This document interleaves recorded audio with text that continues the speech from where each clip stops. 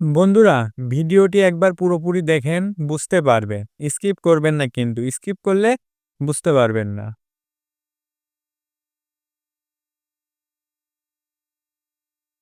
তো বন্ধুরা, ভিডিওটিতে কি দেখলেন? দেখলেন যে একটি পাখি উড়ছে, তাই না? না, এটা স্বাভাবিক পাখি না। সাধারণ পাখি এটা না।